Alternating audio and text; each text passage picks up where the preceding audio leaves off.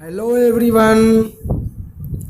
हम लोगों ने पार्ट 1, पार्ट 2 और पार्ट 3 इस chapter number 2 acids, basis and salt का देख लिया है। आज हम लोग यहाँ से पार्ट 4 स्टार्ट करने वाले हैं। तो यहाँ पे हम लोग देखते हैं क्या कहा गया है कि now we have identified that all acids generate H+ and all bases generate OH-। यानी कहा जा रहा है कि हम लोग पढ़ चुके हैं कि जितने भी एसिड्स हैं वो H+ आयोन्स जनरेट करते हैं और बेसिस जो है OH- आयोन्स जनरेट करते हैं। तो ये कैसे होता है ये हम लोग देख चुके हैं कि किसी भी एसिड और बेस का जब रिएक्शन होता है तो वो सॉल्ट एंड वाटर बनाता है। तो एसिड में दो पार्ट है, एक कटायन और अनायन। तो कटायन हमारा H है, हाइड्रोजन आयन है, और X वाला यानी कि यहाँ पे अनायन वाला दिया गया है। दूसरा हम लोगों का बेस है। बेस में भी दो पार्ट होता है, एक कटायन और दूसरा अनायन। जब ये दोनों रिएक्ट करता है तो क्या होता है, आपका इस सेकंड वाले में देखिए, एसिड का अनायन और बेस का कटायन। एसिड का अनायन ये वाला पार्ट और बेस का कटायन ये वाला पार्ट, दोनों मिल करके ये बना दिया सॉल्ट। और यहाँ देखिए इस पार्ट में ये H जो है, ये OH जो है, ये दोनों मिल के HOH बनाया। तो देखिए यहाँ पर हम लोग क्या देखते हैं कि आपका हाइड्रोजन वाला जो है, इस वाले पार्ट में हाइड्रोजन जो है आयन यानी H+ आयन और हाइड्रोक्साइड आयन OH- आयन मिलकर के वाटर बनाता है।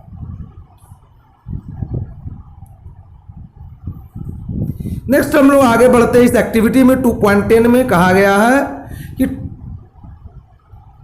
देखना हम लोग को ये ऑब्जर्व करना है कि जब पानी को मिलाते हैं एसिड और बेस के साथ तो क्या होता है। ये क्वेश्चन है हम लोगों का कि जब ये वाला पार्ट में कि जब हम लोग मिलाते हैं वाटर के साथ एसिड और बेस को तो क्या होता है।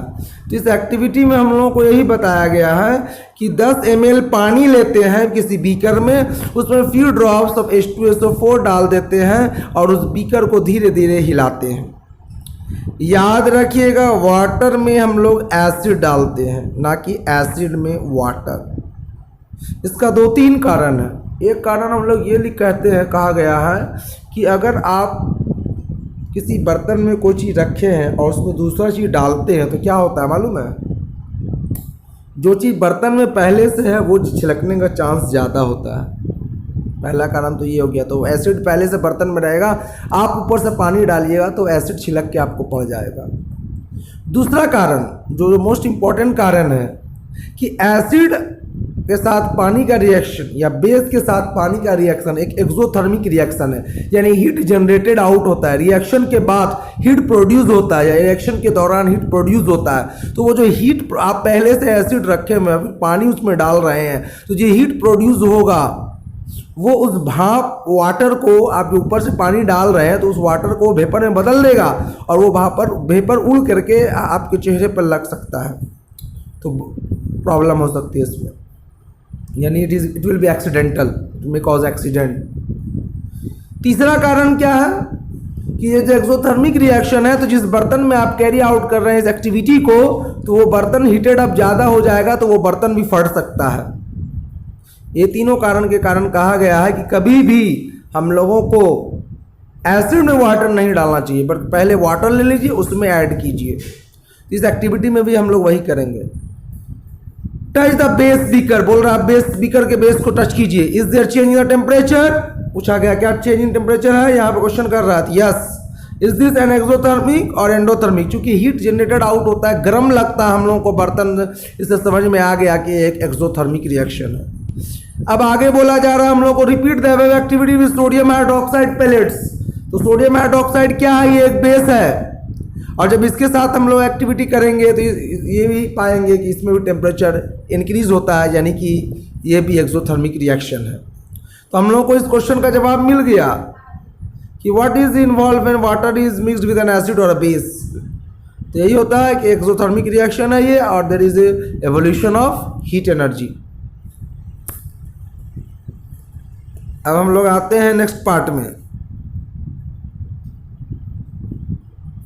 क्या कहा गया हम लोगों को कि वार्निंग साइन डिस्प्ले किया गया कंटेनर एसिड।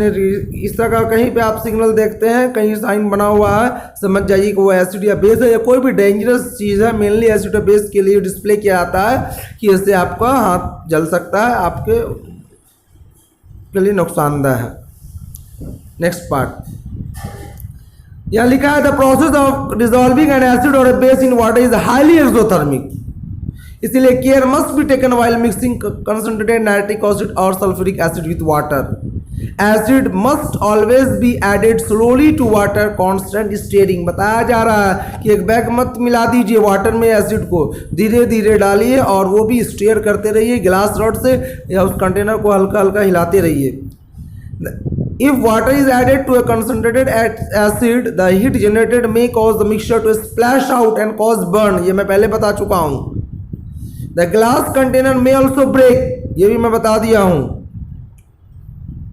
अब इस फिगर के बारे में बता रहा 2.5 के बारे में, जो इस फिगर के बारे में जो मैं ऑलरेडी बता चुका हूँ। नेक्स्ट पार्ट हम लोग आते हैं। मिक्सिंग एन एसिड और base with water results in a decrease in the concentration of ions. बोल रहा है कि जब भी हम लोग पानी ऐड करते हैं, पानी में हम लोग एसिड या बेस ऐड करते हैं तो क्या होता है, उसका कंसंट्रेशन घट जाता है, डिक्रीज हो जाता है। तो किसका कंसंट्रेशन घटता है? हाइड्रोनियम आयन का या फिर हाइड्रोक्साइड आयन का। ऐसे प्रोसेस को हम लोग डाइल्यूशन कहते हैं, और एसिड या बेस जिसको पानी में ऐड किया गया है कहा जाता है वो डाइल्यूटेड हो गया। तो अब यहाँ पर मैं आपको एक बात बता देना चाहता हूँ कि acid on the basis of concentration दो तरह का होता है, डाइल्यूट एसिड और कंसंट्रेटेड एसिड। तो डाइल्यूट एसिड का क्या डेफिनेशन है ये मैं पहले ही बता चुका हूँ, यहाँ पर रिपीट कर दे रहा हूँ एक बार कि जिस एसिड में वाटर का अमाउंट ज़्यादा हो और एसिड कम हो, ऐसा एक्वस सॉल्यूशन जिसमें कि आपका वाटर का कंसंट्रेशन ज़्यादा हो और एसिड का कम हो, उसको हम लोग डाइल्यूट एसिड कहते हैं। कंसंट्रेटेड एसिड क्या होता है? A concentrated acid is one which contains the minimum possible amount of water, यानी कम से कम अमाउंट ऑफ उसमें पानी है, अब बाकी उसमें जो है वाटर है। डाइल्यूट एसिड क्या है? जिसमें मोर वाटर है। चलिए हम लोग आगे बढ़ते हैं। हाउ स्ट्रॉन्ग आर एसिड्स और बेस सॉल्यूशंस? कितना स्ट्रॉन्ग है, कितना कोरोसिव इन नेचर है, कितना ज़्यादा उसमें H+ और OH- आयन्स है एसिड और बेस सॉल्यूशन में, उसके बारे में पढ़ेंगे।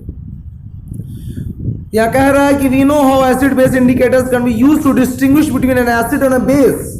हम लोग पढ़ चुके हैं कि एसिड और बेस को कैसे डिस्टिंग्विश करेंगे इंडिकेटर्स की मदद से, चाहे लिटमस पेपर हो, फेनोल्फथालीन हो, मिथाइल ऑरेंज हो, टर्मेरिक हो, और जो भी इंडिकेटर्स हैं हम लोग पहले भी पढ़ चुके हैं इसके बारे में। इस सेक्शन से पहले सेक्शन में लोग पढ़ चुके हैं कि डाइल्यूशन डिक्रीज कर कंसंट्रेशन ऑफ आयन्स का सॉल्यूशन में।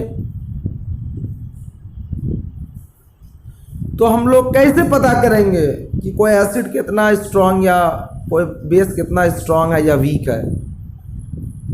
अच्छा, तो अब एक बात यहाँ पे उठता है कि स्ट्रांग एसिड किसको कहते हैं, वीक एसिड किसको कहते हैं?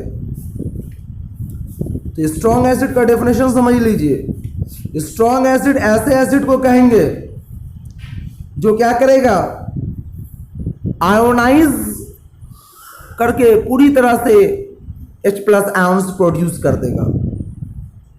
तो हमारे एसिड्स को दो कैटेगरी में बांटा गया है, strong acids and weak acids. और भी दूसरा टाइप है ऑर्गेनिक एंड इनऑर्गेनिक, है ना, तो वो सब आगे हम लोग सब यानी कि मिनरल एसिड्स जो भी होगा उसके बारे में, ऑर्गेनिक एसिड जो है तो वो सब अभी हम लोग नहीं पढ़ रहे हैं। अभी हम लोग समझ रहे हैं स्ट्रॉन्ग और वीक एसिड के बारे में। ठीक है। तो स्ट्रॉन्ग एसिड किसको कहेंगे? वो एसिड जो कि आयोनाइज करके पूरी तरह से H+ आयंस प्रोड्यूस कर लेता है, उसको हम लोग स्ट्रॉन्ग एसिड्स कहते हैं। और जो एसिड, इसका एग्जांपल आपका हो जाएगा hydrochloric acid, sulphuric acid, nitric acid, ये सब एग्जांपल हो गया। और स्ट्रॉन्ग एसिड जो होता है बहुत ही डेंजरस होता है, वो हम लोगों के स्किन को या हमारे बॉडी को बहुत बर्न कर सकता है अगर टच में। इसीलिए हम लोगों को कहा गया है कि जब भी हम लोग एक्सपेरिमेंट्स वगैरह कर रहे हैं लैब में, अपने टीचर के सुपरविजन में करेंगे। अब नेक्स्ट हम लोग का टाइप है वीक एसिड्स। तो वीक एसिड्स क्या होता है? जो एसिड्स पूरी तरह से आयोनाइज नहीं करता, यानी कि पूरी तरह से वो ब्रेक करके H+ आयंस प्रोड्यूस नहीं करता, उसको हम लोग वीक एसिड्स कहते हैं। वीक एसिड्स का एग्जांपल हम लोग कह सकते हैं acetic acid, formic acid, citric acid, tartaric acid, carbonic acid और भी बहुत सारे हैं। तो जो हम लोगों के खाने पीने के सामान में जो एसिड्स प्रेजेंट होता है, जैसे citric acid, tartaric acid, carbonic acid, ये सब वीक है, ये हम लोग को नुकसान नहीं करता है और ये फुल्ली तरह से आयोनाइज भी नहीं होता है, इसलिए इन लोगों को वीक एसिड्स कहा गया है। तो अब हम लोग आते हैं कि हम लोग, तो मान लीजिए एक्सपेरिमेंट करेंगे तब जानेंगे कि प्रोड्यूस कर रहा है कि नहीं कर रहा है, कितना वो फुल्ली आयोनाइज हो रहा है कि नहीं हो रहा है ना। लेकिन अगर हम किसी चीज की मदद से, कोई इंडिकेटर के मदद से जानना चाहें तो कैसे जानेंगे? तो हम लोग इसको कर सकते हैं by the use of indicator. उस इंडिकेटर का नाम है universal indicator, which is a mixture of several indicators. ये बहुत सारे इंडिकेटर्स का मिक्सचर होता है।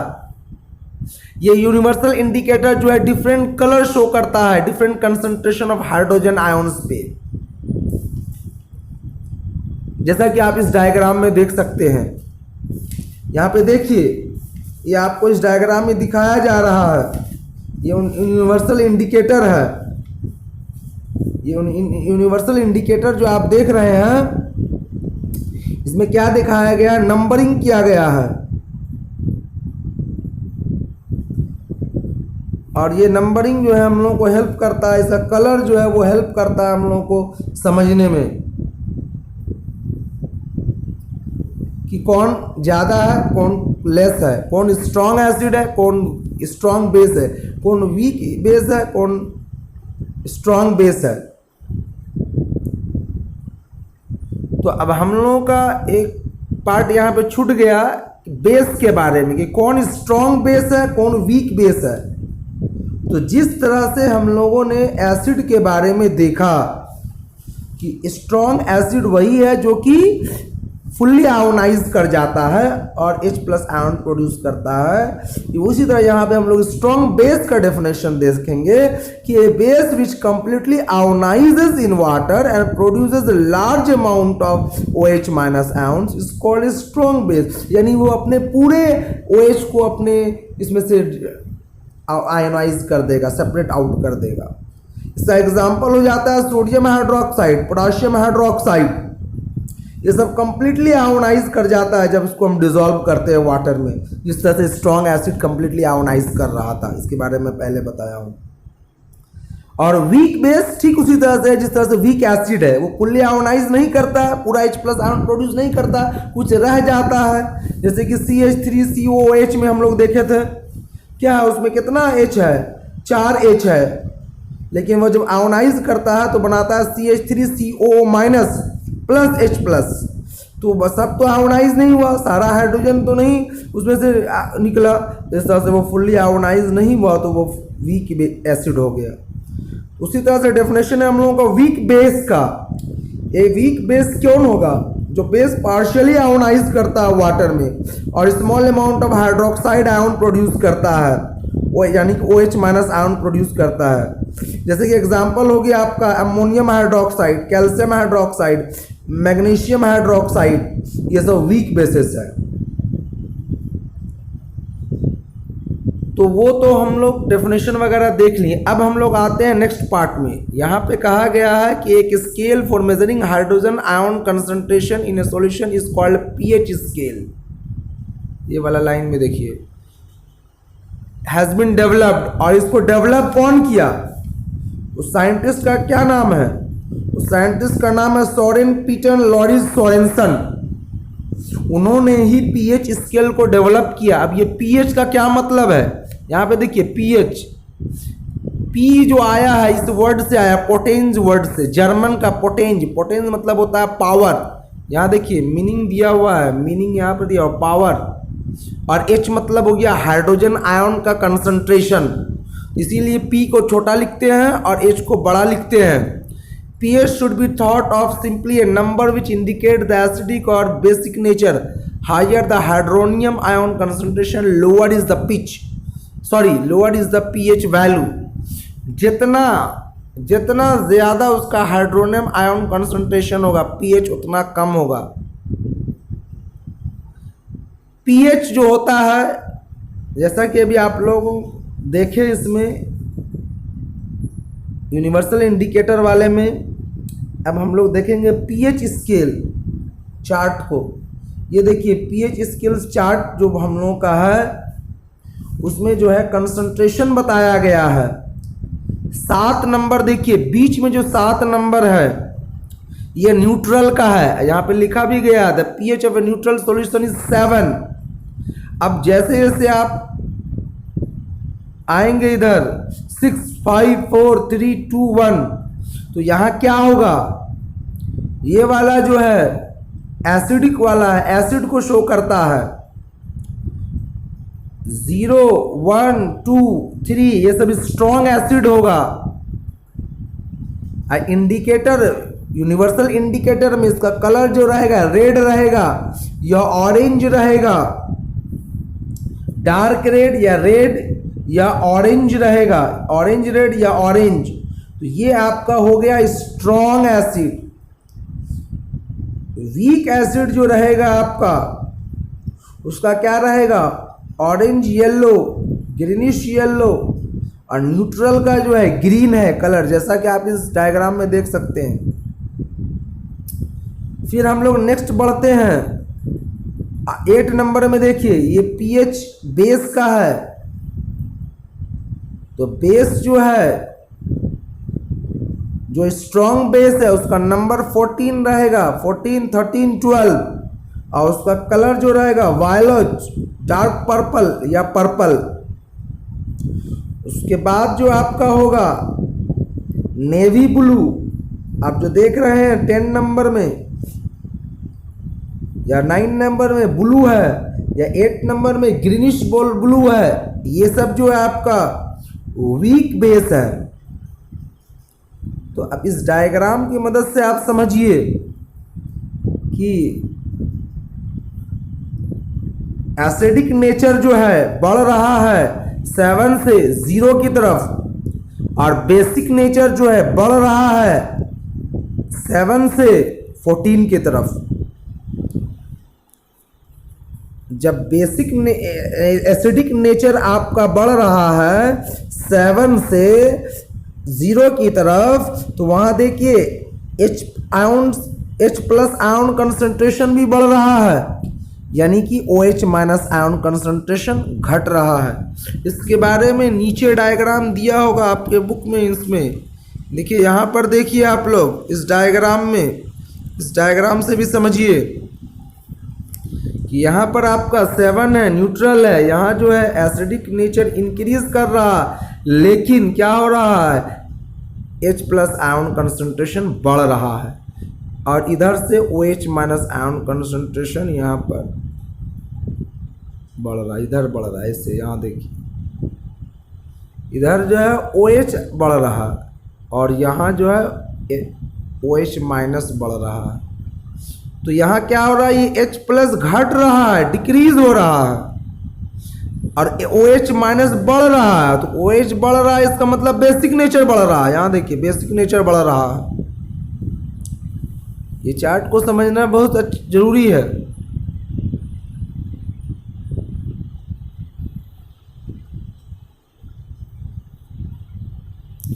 नेक्स्ट हम लोगों को एक्टिविटी बोल रहा है, test the pH values of solution given in table 2.2। कुछ यहाँ पे दे दिया है आपको टेबल। अब बोल रहा है record your observation, what is the nature of this substance on the basis of your observation. आप क्या देखते हैं, कौन सा कलर आप देख रहे हैं, colour of the pH, approximate pH value और नेचर ऑफ द सब्सटेंस। यहाँ देखिए जो मैं बात किया था आपका पीएच पेपर के बारे में, वो यहाँ पर दिया हुआ है आपको, लेकिन इसमें कलर तो क्लियर नहीं है क्योंकि ये ब्लैक एंड वाइट है। एनसीईआरटी बुक ऑनलाइन जो एनसीईआरटी बुक अवेलेबल है उसी से मैं पढ़ा रहा हूँ आप लोगों को। अब हम लोग आते हैं इस पार्ट में। इस पार्ट में क्या दिया है, सलीवा दिया है बिफोर मील, खाने से पहले। बोल रहा उसका टेस्ट कीजिए तो क्या होगा, कलर। तो कलर देखिए इसका क्या होगा, ग्रीन। इसका मतलब ये क्या है, न्यूट्रल है। अप्रोक्सीमेट वैल्यू इसका 7, nature of the substance neutral. Saliva after meal, खाने के बाद, खाने का हम लोग खाते हैं तो खाना खाने के बाद क्या होता है, कार्बोहाइड्रेट्स और जो भी चीज़ खा रहे हैं उसको डाइजेस्ट होता है, थोड़ा सा एसिडिटी बढ़ जाता है। तो हम लोग जब चेक करेंगे इसको तो colour of the paper, pH paper जो होगा 2 नंबर का, वो हो जाएगा एक्सपेरिमेंट के बाद हम लोगों को मिलेगा, एक्टिविटी के बाद येलो कलर रहेगा, ऑरेंज येलो या येलो रहेगा। तो ये कौन सा है, ये 5.8 यानी कि लगभग 6, यानी कि ये 6 हो गया। ये तो ये एसिडिक हो गया। लेमन जूस, तो लेमन जूस के बारे में हम लोग बोल रहा है, इसको चेक करेंगे जब पेपर में तो ये हम लोग का रेड आएगा, तो ये मतलब कि एसिडिक है। कलरलेस एरेटेड ड्रिंक, इसमें क्या होगा, इसका जो कलर हम लोग चेक करेंगे तो इसका कलर आएगा येलो। तो ये जो उतना नहीं है लेकिन इसका पीएच जो है 6 होगा, यानी कि लेस एसिडिक है। नेक्स्ट हम लोगों को दिया है कैरोट जूस। कैरोट जूस को जब हम लोग प्रिपेयर करेंगे, उसको चेक करेंगे तब कैसा आएगा। तो कैरोट जूस भी लगभग हम लोगों का वो नॉर्मल रहेगा, तो उसका कलर ग्रीन आएगा, न्यूट्रल यानी कि 7। कॉफ़ी के बारे में पूछ रहा है, तो कॉफ़ी को जब हम लोग चेक करेंगे पीएच पेपर से तो क्या देखेंगे, कॉफ़ी का कलर जो है येलो आएगा या ऑरेंज येलो आएगा, तो ये लगभग 5 और 6 होगा इसका। टोमेटो जूस, इसका थोड़ा ज़्यादा एसिडिक होता है ये, तो इसका क्या आएगा, ऑरेंज कलर आएगा या ऑरेंज रेड रहेगा, तो 3 या 4 आएगा। उसके बाद है हम लोगों का टैप वाटर। टैप वाटर तो अलग अलग लोगों का अलग अलग रिजल्ट आएगा, लेकिन प्योर टैप वाटर रहेगा तो उसका जो आपका 7 आएगा, कलर जो है ग्रीन रहेगा। 1 MnAOH यानी कि सोडियम हाइड्रोक्साइड, तो ये तो आपका बेस है, तो इसका वायलेट या पर्पल दिखाएगा, यानी कि ब्लू कह सकते हैं हम लोग, डार्क ब्लू रहेगा ये, तो इसका मतलब ये बेस है। अप्रॉक्स इसका पीएच वही 12 या 13 रहेगा। और हाइड्रोक्लोरिक एसिड का, हाइड्रोक्लोरिक एसिड जो हम लोगों का है, तो ये क्या होगा, आपका पूरा रेड रहेगा, डार्क रेड रहेगा, और इसका 0 या 1 यही शो करेगा आपका पीएच। तो नेचर ऑफ द सब्सटेंस अब सबके बारे में हम लोग बात करेंगे। 1 नंबर में सलीवा बिफोर मील जो रहेगा वो न्यूट्रल है। सलीवा आफ्टर मील, खाने के बाद एसिडिक हो गया। लेमन जूस एसिडिक है। Colourless aerated drink, soft drinks वगैरह इसका मतलब वो भी एसिडिक होता है। Carrot juice neutral. कॉफ़ी आपका acidic. Tomato juice acidic. Tap water neutral रहेगा 7। NaOH आपका ये बेसिक है। HCl एसिडिक है।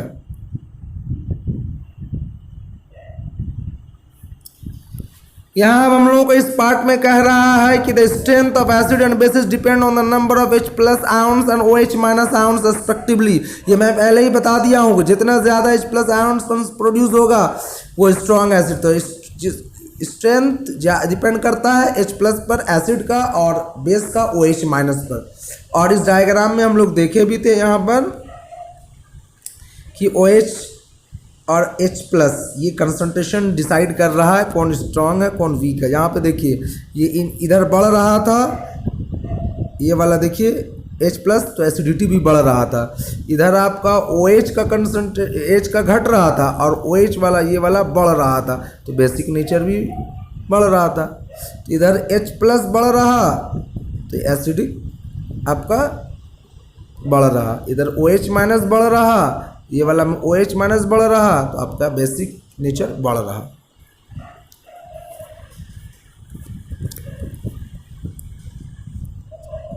If you take hydrochloric acid and acetic acid of same concentration 1 molar, then these produce different amounts of hydrogen ions. Acids that give rise to more H ions are said to be strong acids and acids that give H less are called weak acid। देखिए अब यहाँ पे आपको definition दिया है, तो बोल रहा है can you say what weak and strong bases are. तो ये मैं ऑलरेडी आप लोगों को डेफिनेशन दे दिया हूँ, strong acid, weak acid, strong base और वीक बेस का।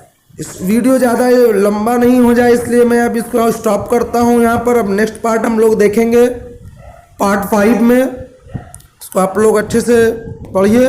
और अगर आप हमारे चैनल पे नए हैं तो हमारे चैनल को सब्सक्राइब कीजिए, वीडियो को लाइक कीजिए, ज़्यादा से ज़्यादा शेयर कीजिए। Thank you.